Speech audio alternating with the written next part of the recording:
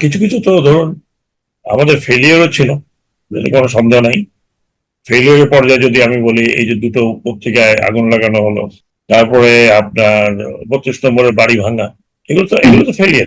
এগুলোর জন্য তো আমি বলতে পারবো না যে আমি দায়ী না। মন্ত্রী সবাই যখন ছিলাম তখন কালেক্টিভ দায়িত্ব তো আসে। কিন্তু কিন্তু একজন, পরবর্তীতে ব্যবস্থাও নেওয়া হয়নি, কারোর কাছে কৈফিয়তও চাওয়া হয়নি, এটা আমরা সে এটা ধরনের কোনো শোনেন, প্রেস আপনি রিলিজ পাইনি। আমাকে মিস্টার পান্না, আমাকে কাঠগড়ায় দাঁড়া করবেন না। এগুলো যখন যেখানেই হয়েছে, I did not support it, no way. হ্যাঁ, এটা এখনো আমি সাপোর্ট করবো না। এই স্নাইপার রাইফেল দিয়ে কেন পুলিশ সদস্যরা আহত হবে, কেন আনসার সদস্যরা আহত হবে? আমি যদি ধরে নিই যে ওই সময় ছাত্রলীগের ছেলেদের হাতে বা যুবলীগের কর্মীদের হাতে এই রাইফেল ছিল, তারা তো নিশ্চয় পুলিশ আমি সদস্যদের শোনেন, টার্গেট করবে এইটা না। এইটা জটিল একটা প্রশ্ন।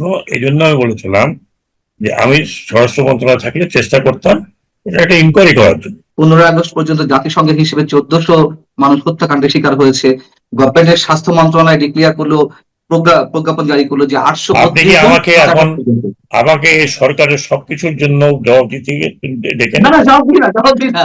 আপনার আপনার জায়গা থেকে আপনার অভিমত জানতে চাইছি, এর আপনি বাইরে অন্য কিছু না। শোনেন, আপনি যদি এগুলো জবাব চান তাহলে স্পেসিফিক লোকজনের কাছে জবাব চাইবেন। আমি আপনাকে যতটুকু আমি জানি, যতটুকু আমি উপলব্ধি করি, যতটুকু আমি বিশ্বাস করি সেটুকু বলেছি। তার বাইরে অন্যদের বিষয়ে আমি জবাব দিতে করতে পারবো না, আনলেস আদারওয়াইজ আপনি এখন আমাকে মানে আদালতে উঠেলেও বলতে পারবো না। তখন আদালত জিজ্ঞেস করবে, আপনি আপনি জানেন, আপনি দেখেছেন, আপনি শুনেছেন। আমন্ত্রণ জানাচ্ছি প্রিয় দর্শক, মানচিত্রের নিয়মিত আয়োজন কথোপকথনে। আজকে আমাদের সঙ্গে যুক্ত রয়েছেন, অতিথি হিসেবে আমাদের সঙ্গে রয়েছেন অন্তর্বর্তী সরকারের সাবেক উপদেষ্টা, সাবেক সেনা কর্মকর্তা, ব্রিগেডিয়ার জেনারেল অবসরপ্রাপ্ত এম সাখাওয়াত হোসেন। জেনারেল সাখাওয়াত হোসেন, আপনাকে স্বাগত জানাচ্ছি আমাদের অনুষ্ঠানে। আপনার কাছে আমি প্রথমেই একটু প্রশ্ন করতে চাই পার্সোনাল জায়গা থেকে। আমি এর মধ্যে আপনার বেশ কয়েকটা ইন্টারভিউ দেখেছি, আপনি কথা বলছেন বিভিন্ন জায়গায়, আপনাকে কেমন একটু হতাশ মনে হচ্ছে। আমি যদি ভুল না হয়ে থাকি, কারণটা জানতে পারি? না, হতাশ না। হয়তো আপনি ভাবছেন যে আমি টায়ার্ড। হতাশ না, কারণ হ্যাঁ। 1.5 বছর আমি যেরকম ভাবে কাজ করেছি, হুম, হুম। আমি শুক্র শনি কোনো ছুটির দিন বাদ রাখিনি। কারণ আমি জানতাম যে আমার হাতে যে সমস্ত কাজ আছে, যদি আমি নিজে না দেখি, নিজে পার্সু করি নাকি, নিজে যদি না যাই, তাহলে অনেক সময় কাজ হয় না মাঠে। সেই জন্য আমি বলছি যে হয়তো আপনি আমাকে একটা টায়ার্ড দেখছেন। আপনাকে হার্ড লেবার দিতে হয়েছে 1.5 বছর, সেটি হয়তো তাই হবে। কিন্তু আপনার যে পার্সোনালিটি, আপনাকে মানুষ যেভাবে জানে, যেভাবে চেনে, আহ, এবং আপনি তো পাবলিক ফিগার অনেক আগে থেকেই, মানে সরকারি কর্মক্ষেত্রের বাইরেও, আহ, সেই পার্সোনালিটি জায়গা থেকে এই 1.5 বছরে সরকারের সার্বিক কর্মকাণ্ডের সাথে আপনার চিন্তাধারার সাথে, আপনার দর্শনের সাথে মিলছে না, এমন কোথাও কি শক্ট হয়েছে? আহ দেখুন, আমি আবার এই একই জিনিস বলে বলে বলে এখন আমিও টায়ার্ড। হ্যাঁ, প্রত্যেক সরকারে যে ক্যাবিনেট থাকে, ক্যাবিনেটে যে সমস্ত মন্ত্রণালয় থাকে, তার মন্ত্রণালয়ের কিন্তু র্যাঙ্কিং আছে।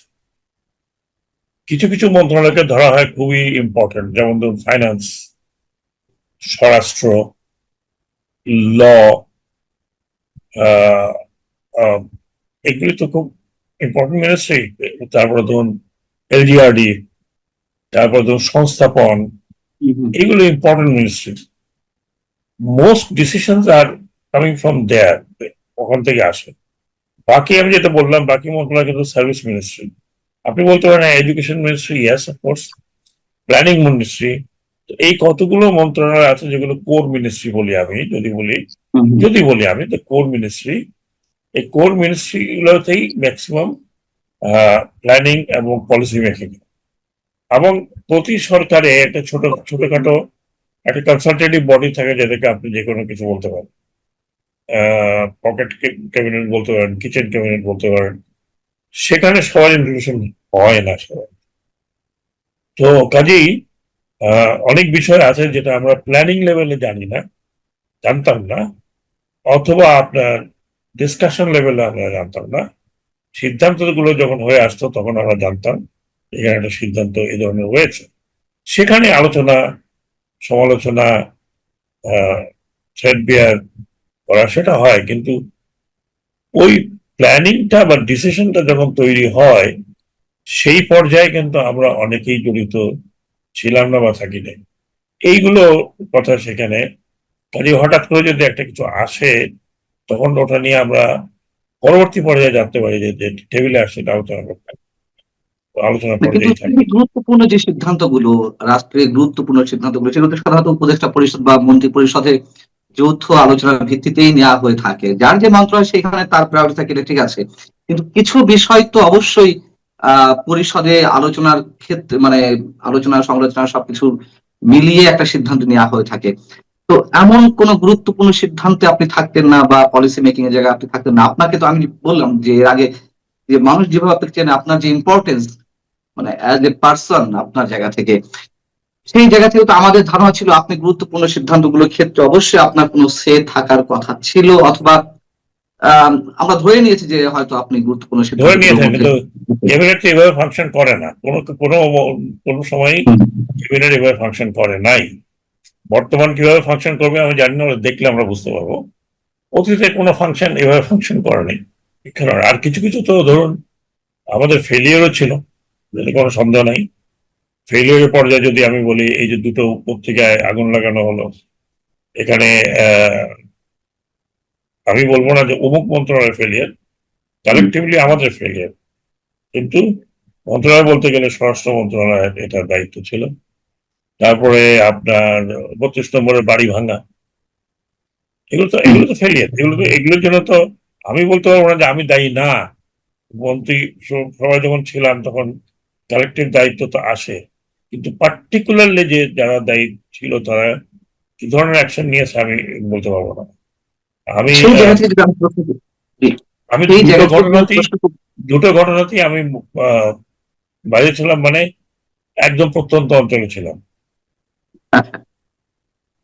সেই জায়গা থেকে আমার প্রশ্ন যে বঙ্গবন্ধু 32 নম্বরে যখন ভাঙা হলো, ঘুরিয়ে দেওয়া হলো, কিংবা ডেইলি স্টার বা প্রথম আলো তে যখন আগুন ধরিয়ে দেওয়া হলো, ভাঙচুর করা হলো, মব ভায়োলেন্স সারা বছর চলেছে, এইসব বিষয়ে আম, সরকারের উচ্চ পর্যায় থেকে কোনো ধরনের কোনো, বা এটাকে আমরা কি বলতে পারি, যে কোনো গুরুত্ব দেওয়া হয়নি, কিংবা না না না না, এটা ঠিক না, গুরুত্ব দেওয়া হয়নি ঠিক না, গুরুত্ব যথেষ্ট দেওয়া হয়েছিল, হুম, কিন্তু আপনাকে একটা জিনিস বুঝতে হবে, যেটা আমি আমি উপলব্ধি করি, যে প্রথম দিকে যখন এটা শুরু হয়েছিল তখন এটাকে আটকানো যায়নি। তখন যদি আটকানো যেত তাহলে তো পরে এত সমস্যা হতো না।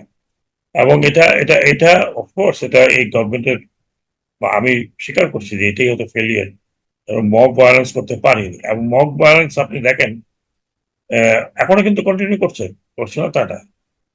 মব ভায়োলেন্স মানে কি? আপনি একজনকে উম, ধরে নামিয়ে দেবেন, উঠিয়ে দেবেন, ইত্যাদি করবেন, কাউকে যেতে দেবেন না, এগুলি তো ইচ্ছা হলো আপনি কর্ডন করে একটা পত্রিকা আগুন লাগিয়ে দিলেন, একটা বাড়িতে আগুন লাগিয়ে দিলেন, এগুলি তো। একটা কথা আপনি ভুলে যাবেন না, আপনি অনেক পুরনো সাংবাদিক, আপনি নিজেও সাফার করেছেন। আর আমি তো 15 বছর থেকে আপনাদের সাথে কত কথা বলেছি, জি, ইলেকশন নিয়ে কথা বলেছি, সবগুলো ইলেকশন নিয়ে কথা বলেছি, তারপরে রাষ্ট্র ব্যবস্থা ভেঙে পড়ার যে সাইন সেগুলো নিয়ে কথা বলেছি। 15 বছর আমি যা বলেছি তৎকালীন সরকার কানে হতে যায়নি। বরং আপনি যেরকম বললেন যে আপনি তখন হ্যারাস হয়েছেন, আমি মানসিকভাবে হ্যারাস হয়েছে, অত্যন্ত হ্যারাস হয়েছে মানসিকভাবে, কিন্তু আমি নেইনি বলে আপনি হয়তো সেটা প্রত্যেকটি প্রায় আমি কেউ আমাকে টেলিফোন করতেন, আমি বুঝতে পারতাম। যখনই টেলিভিশন যেতাম তখন বললো যে এইটুক বলবেন, ওইটুকু। আর তারপরে মাঝে মাঝে দেখছেন ঝগড়া লেগে যেত প্রায়। তো তখন আবার বলতে যে না পাও। এখন ব্যাপার হলো কি, একটা গভর্নমেন্ট হচ্ছে, আপনাকে এই গভর্নমেন্টের কথা আপনাকে চিন্তা করতে হবে। এই গভর্নমেন্টটা কখন আসছে? যখন একটা, ওটাও একটা মব আপরাইজিং, তাই তো? হুম, হুম, মানে এটা একটা কালেকটিভ আপরাইজিং হয়েছে তাদের দ্বারা, স্টুডেন্টস ম্যাক্সিমাম, এবং তাদের সমসাময়িক বা সমবয়সী কিছু ওয়ার্কার এবং অন্যান্য সাধারণ মানুষ সব জড়ো হয়েছে। এটা কি কোনো নেতার আন্ডারে হয়েছিল? কোন নেতৃত্বের আন্ডারে হয়েছিল? কোন পলিটিক্যাল পার্টির গাইডেন্সে ছিল? অ্যাপিয়ারেন্টলি না। এখন কেউ যদি ক্লেম করে যে আমরা পিছনে ছিলাম, পিছন থেকে আমরা, সেগুলো এখন বলতেই পারে, কিন্তু অ্যাপিয়ারেন্টলি না। ছাত্ররা মারা গেছে পুলিশের গুলিতে, তারা পুলিশের সামনে গেছে, মারা গেছে, আবার গেছে, আবার গেছে, আর একটা পর্যায়ে এসে এটা কোলাপস করলো। কারণ একটা পর্যায়ে এসে এটা কোলাপস করতেই হবে। এবং সেইখানে 4-5 তারিখে ক্রিটিক্যাল ছিল, যখন রিটায়ার্ড আর্মি অফিসাররা আহ্বান জানালো আর্মিকে যে not to fire, not to take action. এই অবস্থাতে আপনি চিন্তা করেন যে কোনো লিডারলেস একটা আপরাইজিং হয়েছে, এবং 5 থেকে 8 কোনো সরকারের নামে কিছুই ছিল না, কিছুই ছিল না।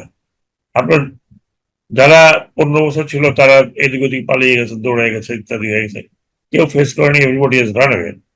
তার মানে the government itself collapsed and run away. এখানে কেওটিক অবস্থা তো হওয়ারই কথা। এটা কি ব্যর্থতা নাকি গভর্নমেন্টের একটি অংশের সরাসরি উস্কানি ছিল? আমি যদি এক্সাম্পল হিসেবে বলি, প্রধান উপদেষ্টা প্রেস সচিব মবকে কখনোই মব বলে স্বীকার করতে চাননি, সেটাকে প্রেসার গ্রুপ হিসেবে চিহ্নিত করার চেষ্টা করেছেন।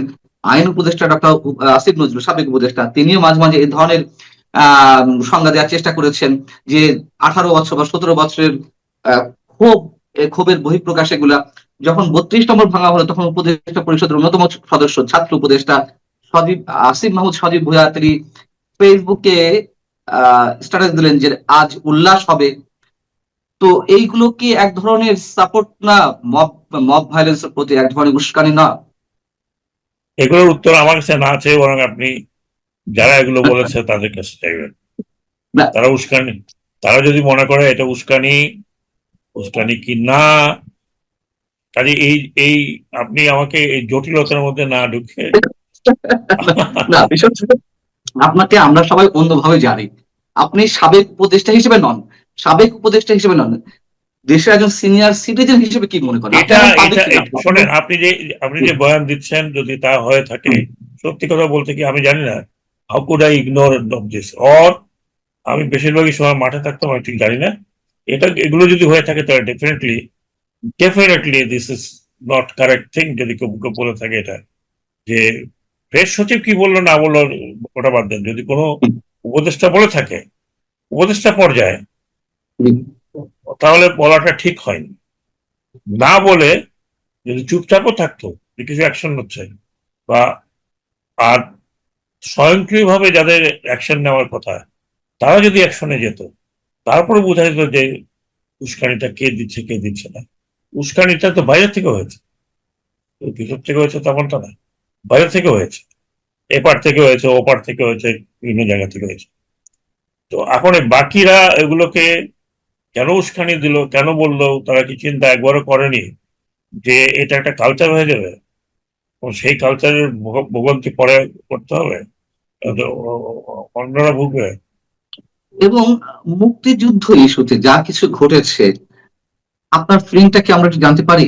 মুক্তিযুদ্ধের অসংখ্য স্মৃতিচিহ্ন ধুলার সাথে মিশিয়ে দেওয়া হয়েছে, বুলডোজার দিয়ে গড়িয়ে দেওয়া হয়েছে। যেদিন প্রধান উপদেষ্টা গণভবন পরিদর্শনে গেলেন, গণভবন মানে আজকে যেটি জুলাই স্মৃতি জাদুঘর করা হচ্ছে, এ, মানে পদত্যাগের কদিন আগে, 2-4 দিন আগে, সেদিনও বীরশ্রেষ্ঠ মতিউর রহমানের মুরাল ভাঙা হচ্ছিল খুব মহা উৎসব, মানে কি বলা যায়, উৎসব সহকারে। তো আপনার ফিলিংটা কি কাজ করে? সারা বছর তো আমরা দেখেছি, এবং 24কে 71-এর উপরে স্থান আমার দেওয়ার একটি আমি চেষ্টা। একটা কথা বলি, মুক্তিযুদ্ধ না হলে এদেশ হতো না, এদেশ না হলে আমি এখানে বসতাম না, আপনি ওখানে বসতেন না, এতগুলো টেলিভিশন হতো না। কাজে মুক্তিযুদ্ধকে ডিনাই করার কোনো প্রচেষ্টাকে কোনোভাবেই সমর্থন করা যায় না। মুক্তিযুদ্ধ না হলে এই জুলাই অভ্যুত্থান হতো না, হতে পারতো না, সেটা চিন্তা করেন। কাজেই মুক্তিযুদ্ধটা ছিল আমাদের, কারণ আমাদের জেনারেশন, অত ইয়াঙ্গার জেনারেশনের ওই অনুভূতি নাও থাকতে পারে, নাও থাকতে পারে। আমাদের জেনারেশন মুক্তিযুদ্ধের সাথে এই 17 বছরের বা যে যে টাইরানি, এটার কোনো সম্পর্ক নেই মুক্তিযুদ্ধের সাথে, কনফ্লিক্টে না, যে যেটা যেটা জুলাই রেভলিউশন আমরা বলি। কাজে মুক্তিযুদ্ধ নিয়ে আপনার এই ধরনের যা কিছু হয়েছে, বা কারোর চিন্তাধারা থাকলে সেটা ডেফিনেটলি নট অ্যাকসেপ্টেবল। আমার কাছে তো নয়ই, কারণ আমি যেই হই না কেন, আমি মনে করি আমার স্বাধীন দেশ হয়েছে বলেই আমি এখানে আছি, এবং আমার স্বাধীন দেশ ছিল বলেই আমি স্বাধীন দেশের রক্ষার জন্য ছিলাম। স্বাধীন দেশ হয়েছে বলেই আমরা আজকে আমরা আমাদেরটা নির্ধারিত করতে পারছি, আমরা হাউ টু রান। আমাদের এখানে মারামারি হোক, কাটাকাটি হোক, যা কিছুই হোক, উই ডিসাইড, উই মানে বাংলাদেশি ডিসাইড। কাজেই মুক্তিযুদ্ধের সাথে এটার কোনো তুলনাও যেমন হয় না, মুক্তিযুদ্ধের সাথে কেউ যদি তুলনা করে তাহলে আমি মনে করবো যে সে সঠিক কাজ করছে না। এই 1.5 বছরে তো নানান কাহিনী ঘটেছে, পাঠ্যপুস্তকে নানান ধরনের পরিবর্তন আনা হয়েছে, বিকৃত করা হয়েছে, নানান ধরনের অভিযোগ উঠেছে এই 1.5 বছরে। এবং সাবেক প্রধান উপদেষ্টা যে রিসেট বাটনে প্রেস করতে চেয়েছিলেন সেটি নিয়েও নানান ধরনের সমালোচনা হচ্ছে। আমি সে প্রসঙ্গ বাদ দিলাম, কিন্তু দৃশ্যমান যা কিছু হয়েছে, মুক্তিযুদ্ধের জাদুঘর গুলো ধুলার সাথে মিশিয়ে দেওয়া হয়েছে, সেটি কুষ্টিয়া মেহেরপুরে হোক কিংবা আমাদের ঢাকা রাজধানীতে হোক, এগুলো নিয়ে কি আপনি সরি এগুলো কন্ডেমেবল, এগুলো কন্ডেমেবল। যখন হয় তখন তো প্রশাসন ছিল না, প্রশাসন তো ছিল না, প্রশাসনকে কেউ দিকে মানা করেছে কিন্তু তা আমি জানি না। কুষ্টিয়াতে যে থাকে সেখানে তো প্রশাসন ছিল, সেখানে পুলিশ ছিল, সেখানে র্যাব ছিল, সেখানে ডিসি ছিল, সেখানে এসপি ছিল, সমস্ত কিছু তো ওখানে ইমিডিয়েটলি কারে করার কথা। এখান থেকে বলবে যে আপনি এখন এটা করেন, আপনি ওটা করেন, আপনি ওটা করেন, করবেন না।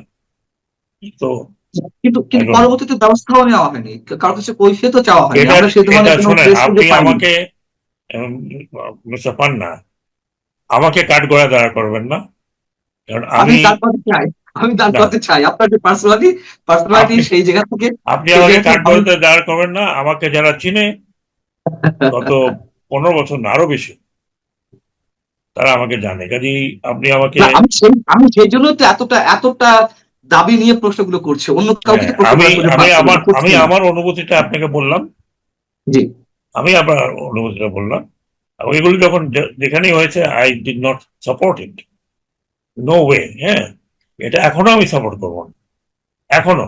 এই যে চেঞ্জটা হলো, এই চেঞ্জটা কি রেগুলার চেঞ্জ ছিল? যে না ভাই আপনারা আসেন, আপনাদেরকে দিয়ে গেলাম, আমরা চলে যাচ্ছি, আপনারা সামলান, আপনারা কিছু সংস্কারের কথা বলেন, আপনারা কিছু করেন, হয়েছিল? ভায়োলেন্স মাধ্যমে একটা চেঞ্জ হয়েছে, বোথ সাইড। আপনি যদি মনে করেন যে এক সাইড ভায়োলেন্স, শুধুমাত্র যারা ইয়াং জেনারেশন তারা ভায়োলেন্স করেছে, তারা তো ভায়োলেন্স করেছে, কিন্তু ভায়োলেন্সের পথে নেমেছে, কিন্তু কাউন্টার ভায়োলেন্স হয়নি। তো আপনি যখন কাউন্টার ভায়োলেন্স করছেন, তারপর আপনার ভিতরে একটা একটা খেদ, একটা রাগ, সিস্টেমের উপর একটা রাগ হয়নি, যেগুলো নিয়ে, যেগুলো বলে বলে বলে বলে ভায়োলেন্স করেছে গত 17 বছর। মুক্তিযুদ্ধ আপনি ভাগ করলেন, অমুকে এই, তোমাকে এই, তোমাকে এই, কেন করবেন? এখন কিন্তু 50 সেই বছর জিনিসটা হয়ে গেছে। পরবর্তীতে আমরা দেখলাম যে তাই হচ্ছে। 17 বছর যেমন দ্বিখণ্ডিত করা হয়েছে, 1.5 বছরও আমরা দেখলাম সেই খণ্ডনটা আরো চরম আকারে হয়েছে। একটি পক্ষ ইয়েস, থাকবে আর একটি পক্ষ থাকবে না। অফকোর্স, আমি তো আপনাকে সে কথাই বলছি। আপনি একটা একটা বিভক্তি দিয়েছেন, সেই বিভক্তিটা আরো চরম আকারে হয়েছে। এখন এই 1.5 বছরে সেই হয়তো সেই বিভক্তিটা জোড়া লাগানো যায়নি, যে কোনো কারণেই কিন্তু হোক। আরো প্রকাট হয়েছে আরো। প্রকট প্রকট হয়েছে। আমি আশা করব এখন সেই প্রকটতা কমবে, আশা করব। এবং সাইন অ্যান্ড সিমটমস দেখছি, রিকনসিলিয়েশন। কাজেই আহ আমি আপনাকে যে কথাগুলো বলছি, আমি আমার ক্ষুদ্র জ্ঞান থেকে বলছি। আমি বিশ্বের সমস্ত জায়গায় যেগুলো পড়েছি, সে সমস্ত জায়গা থেকে বলেছি। খুনাখুনি, রক্তারক্তি এখনো বন্ধ হয়নি মিডল ইস্টে। আমরা তো নিজেকে বলি সিভিলাইজড, আর ইউ সিভিলাইজড? একজন লোককে 10 জনে মারে, এটা সিভিলাইজেশন? পিটিয়ে হত্যা করা, এটা আমি সিভিলাইজেশন? একটু সংক্ষেপে জানতে চাই, আপনার সেই বহুল মানে আলোচিত বক্তব্যটি 1.5 বছর ধরে আলোচনা হয়ে আসছে, এখনো তার রহস্যের কিনারে আমরা পৌঁছতে পারি না। এই স্নাইপার রাইফেল দিয়ে কেন পুলিশ সদস্যরা আহত হবে, কেন আনসার সদস্যরা আহত হবে? আমি যদি ধরে নিই যে ওই সময় ছাত্রলীগের ছেলেদের হাতে বা যুবলীগের কর্মীদের হাতে এই রাইফেল ছিল, তারা তো নিশ্চয় পুলিশ আমি সদস্যদের শোনেন, টার্গেট করবে না। এইটা জটিল একটা প্রশ্ন। এই জন্য আমি বলেছিলাম যে আমি স্বরাষ্ট্র মন্ত্রণালয় থাকলে চেষ্টা করতাম এটা একটা ইনকোয়ারি করার জন্য। এখন আমি বলতে পারি অমুককে দায়ী, অমুকে দেই, অমুককে দেখলাম, হ্যাঁ স্টিল পরা, স্টিল হেলমেট পরা 3 জনকে দেখলাম, লুঙ্গি পরা 2 জনকে দেখলাম। That's not enough. এটা একটা সার্বিক, আমি এ ব্যাপারে স্বরাষ্ট্র উপদেষ্টাকে কয়েকবার বলেছি হ্যাভ এন ইনকোয়ারি ডান। হয়তো উনি এটাকে হয় গুরুত্ব দিয়েছেন বা দেন নাই, অথবা ডান ইজ ডান মনে করছেন। আহ, এখনো তো মানে এটা তো একটা ইনভেস্টিগেশন হওয়া উচিত রাষ্ট্রের নিরাপত্তার জন্য। রাষ্ট্রের নিরাপত্তার জন্য এটা একটা হওয়া উচিত যে কিভাবে ওটার থেকে কে কিভাবে সাপ্লাই দিল। হ্যাঁ, সিভিল ড্রেসে পড়া, তারা কেন গুলি করলো, এমনকি তাদের তারা তারা আমিও দেখেছি, আপনিও দেখেছেন, আমার মুখ থেকে শুনে লাভ নেই তো। আমি তো আমি তো এই কিছু ইউটিউব টেলিভিশন এগুলো দেখেছি, নিজের চোখেও 2-1টা দেখে ধরা পড়েছে যে সবসময় ছিল পুলিশের সাথে। এটা তো ডিক্লেয়ার্ড। এই মিস্টার কাদের কি বলেছিলেন, পুলিশের দরকার নেই, ছাত্রলীগই যথেষ্ট বলেন, উনি তো বলেছেন। অংশ বলছি। আমি আমি উনি একটু বলেন প্রশ্ন নিয়ে এভাবে করি, আওয়ামী লীগ তো দায় এড়াতে পারে না এগুলোর, কিন্তু যে পুলিশ সদস্যরা আহত হলেন, আনসার সদস্যরা আহত হলেন, তাদেরকে তো আর ছাত্রলীগ যুবলীগ টার্গেট করবে না। এটা তো আমি জানি তাহলে না, এটা তো শোনেন, এটা আপনি গুড়ো তত্ত্বের মধ্যে যাচ্ছে। এটা আমি আবার বলছি, তাহলে ইনকোয়ারি করেন। এই বর্তমান গভর্নমেন্টও ইনকোয়ারি করতে পারে, হোয়াই নট।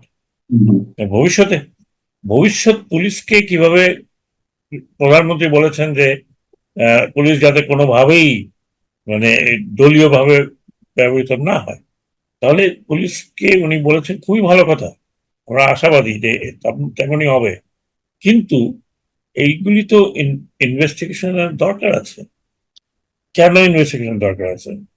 আপনি এখন কাউকে নিয়ে লটকায় দেবেন, that is not the aim. Aim হচ্ছে যে এগুলো হয়েছে, কেন হলো, কিভাবে হলো, ভবিষ্যতে হবে কিনা, ভবিষ্যতে হবে কিনা সেটাকে আপনি ভবিষ্যতে যদি আটকাতে চান, এটা ইনকোয়ারি হওয়া উচিত উচিত না। আপনি কি বলেন? আমি আমি সেই জায়গা থেকে আরেকটা ছোট কোশ্চেন করি, যে দায় মুক্তি দেওয়া হলো আইনের মাধ্যমে, 5 আগস্টের পরেও তো অনেক ধরনের হত্যাকাণ্ড ঘটেছে। এই ধরনের সব দায় মুক্তি দেওয়া কি ঠিক ছিল? আপনার ওপিনিয়নটি কি, আপনার ব্যক্তিগত মতামত? হত্যা দায় মুক্তি দেওয়া হয়েছে কোনটা? 5 আগস্টের আগে পরে যে হত্যাকাণ্ডগুলো হয়েছে, সে হত্যাকাণ্ডগুলো থেকে যে পাঁচ দায় আগস্টে মুক্তি। শোনেন, 5 আগস্ট থেকে 8 আগস্ট কোনো সরকার ছিল না, পুলিশ ছিল না, অনেকের বাড়িতে আগুন লাগানো হয়েছে, অনেকে অনেকে হত্যা হয়েছে, জেল ভাঙা হয়েছে, এগুলো হয়েছে 5 থেকে 8 পর্যন্ত। তো এটার অ্যাকাউন্টেবিলিটি তো আপনাকে নিশ্চয়ই করতে হবে। এটার দায় কে নেবে? এটার দায় কে নিবে কে? তাহলে এটার দায় নিতে হ্যাঁ, হলে যখন নিতে হবে। সরকার এগুলো 8 তারিখে আপনারা যখন শপথ নিলেন, তারপরে 15 আগস্ট পর্যন্ত জাতিসংঘের হিসেবে 1400 মানুষ হত্যাকাণ্ডের শিকার হয়েছে। গভর্নমেন্টের স্বাস্থ্য মন্ত্রণালয় ডিক্লেয়ার করলো, প্রজ্ঞাপন জারি করলো যে আপনি কি 832 জন আমাকে 5 এখন আগস্ট পর্যন্ত।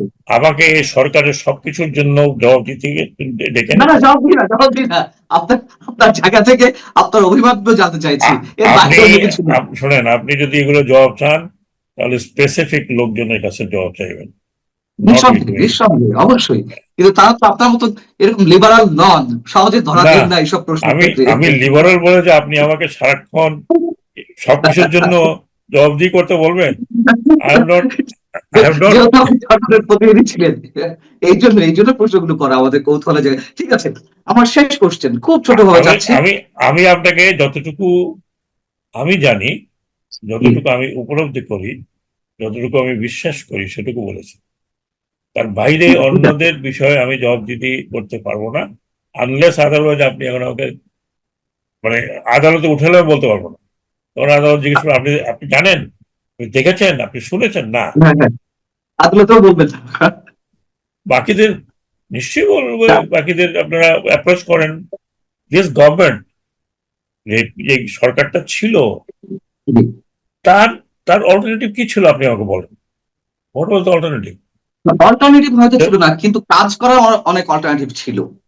কাজ করানোর কথা শোনেন, একটা সরকার থাকলে, এই ধরনের সরকার যার, আমি যদি বলি গ্রাউন্ড সাপোর্ট ছিল না, it's not a political government. Political গভর্নমেন্টে গ্রাউন্ড সাপোর্ট থাকে, সেই ধরনের কোনো সাপোর্ট, তার সাপোর্ট কি পুলিশ, তার সাপোর্ট অ্যাডমিনিস্ট্রেশন, এই তো 1.5 বছর তো তাই ছিল। আমি তো আমরা শেষ করবো।